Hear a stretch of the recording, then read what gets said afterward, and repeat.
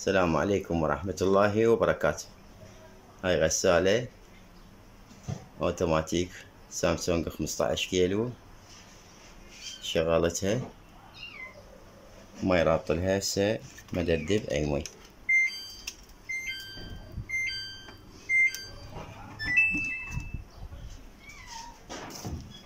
هنا وصلت لها مي مؤقتة بهالصورة هاي،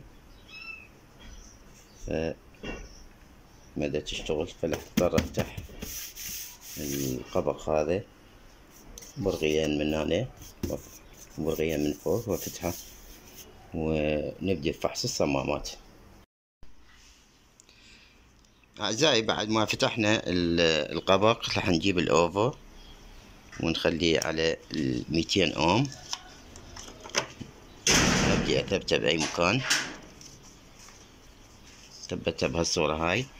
أسحب الفيشة شويونة أو أخلعها بكيفي. أجي أبدأ بالفحص. هسه هذا صمام الحار هنا اشتغل.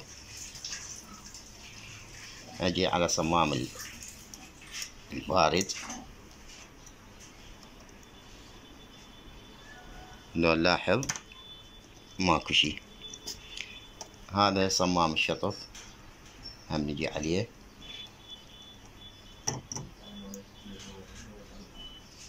هذا يشتغل. صمام الغسل اليدوي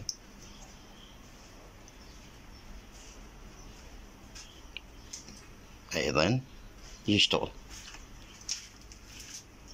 فعندنا هذا الصمام حددناه، هذا عاطل. الطريقة الأخرى اللي تقدر تحدد بها بأنه عاطل أو مو عاطل، تقدر يعني توخره وتوصل له كهرباء مباشرة، يعني من عن طريق سيريس، مثل ما راح أوضح لكم هسه أني بهالصورة. يعني أكو ناس ما تملك هذا الجهاز. خلي نوصله هذا الجهاز، نجيب جهاز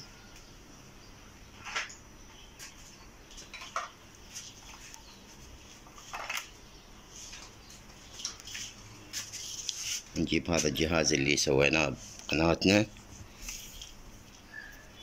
ونوصله بالكهرباء ونبدي. هسه هذا يشتغل القلوب مالته، راح نسمع ماكو اي طقة.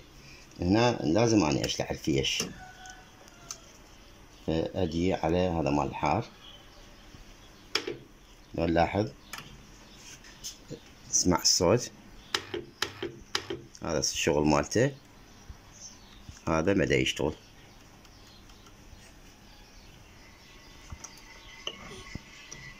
فهسه اللي عندنا اللي عاطل هو بس هذا.